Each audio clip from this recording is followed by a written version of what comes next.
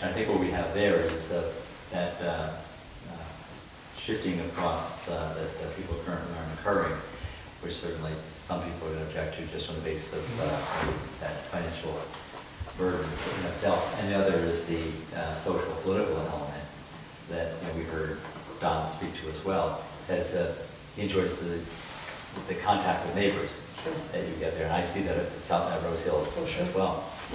So that that's another policy dimension that sort of the council will take into consideration. Well, if it could be a situation you had a lot of other things there where people could go, books and exchanges and so forth, but your trash got picked up curbside.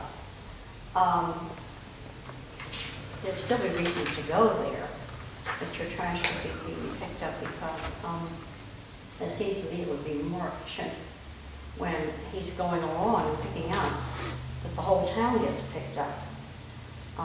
And there wouldn't be the $100 fee. We'd have to have maybe a user fee for everybody. I thought when we were talking about this pay-as-you-go, that we were not eliminating the transfer station, because to me we're getting into a problem, we're going to be into a problem where island rubbish is in jeopardy. That's what I think is going to happen. Well, I don't know if that's the case or not. Like, I don't know what you're saying. The Texera certainly would love to pick up 100% of trash, residential trash. But when a town has to hire someone, it has to go out to bid, doesn't it? Yes, yeah. And I thought we already discussed that that could be a problem for them because they are a smaller company as opposed to solid waste management. Yeah, that's we don't know. That the short answer to that is we don't know. We're not.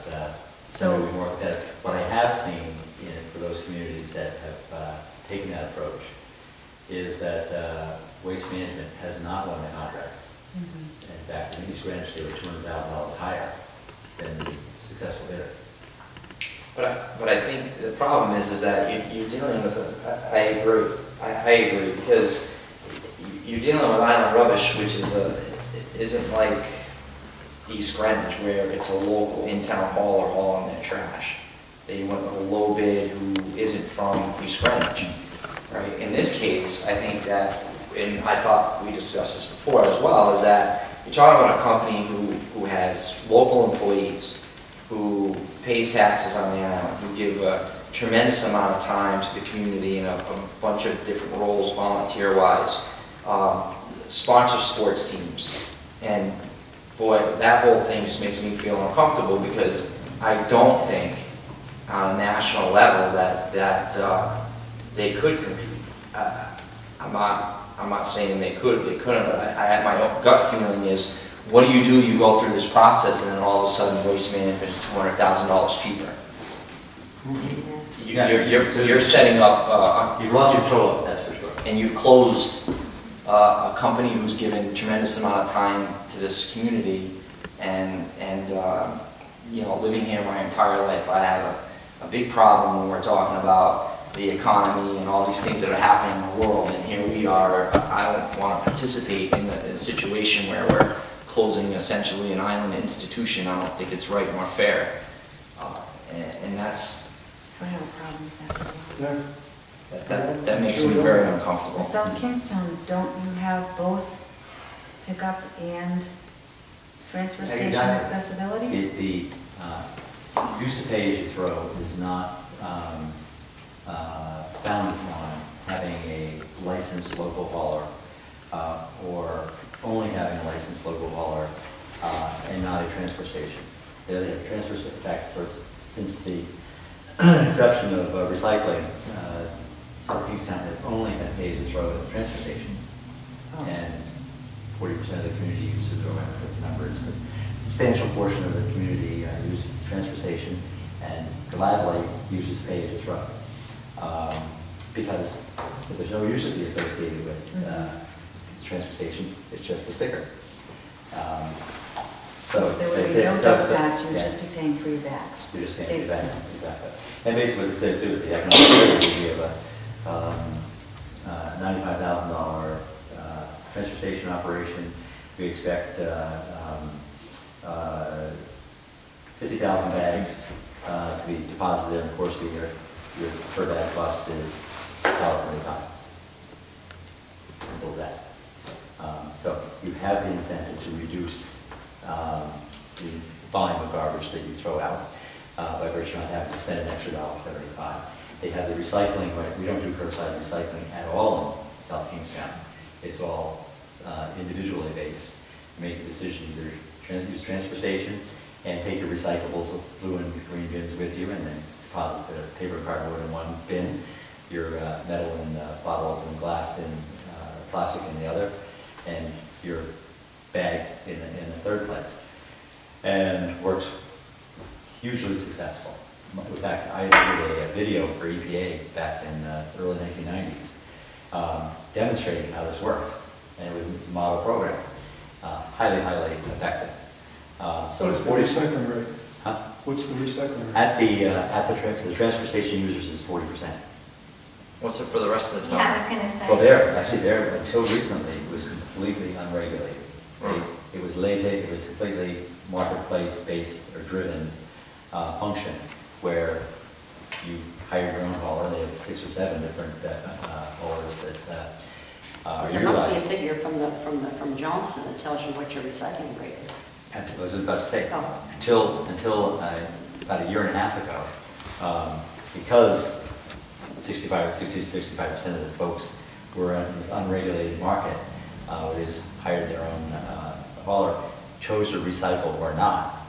Even though the haulers individually would say, if you want to be green, we'll charge you an extra $5 or whatever the surcharge was for having recyclables as well as your solid waste. Many people, even in an educated community like South Kingstown, were choosing not to pay the extra couple of bucks, which shows you what that economic incentive Exactly. is. We're talking about an extra couple of dollars or $5 a month, and they chose not to. The recycling rate was 10%.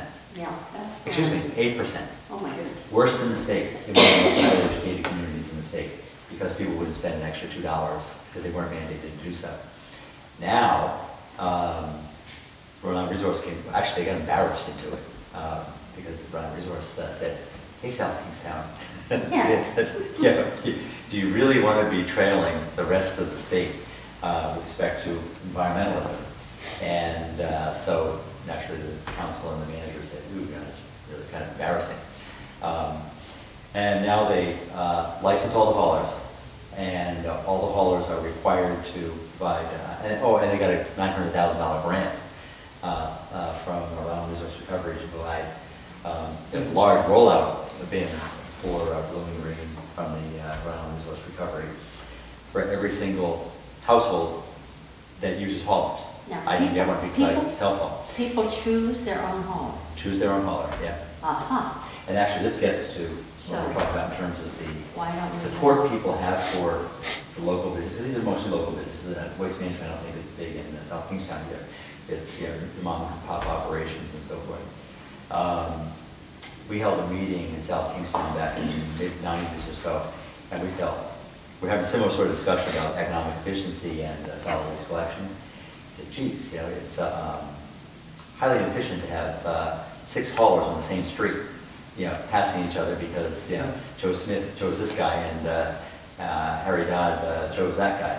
And, so the cost to the haulers was higher because they were running all over town. We said, why don't we franchise out a 60 square mile community, huge town geographically, franchise the northwest corner to the best bidder, franchise the southeast corner, and so on, like 5 different districts. We held a public hearing, and people came out and said, you can't tell me who I can choose as my hauler. They came out, and the town manager was like shocked that people were that attached to making that personal choice.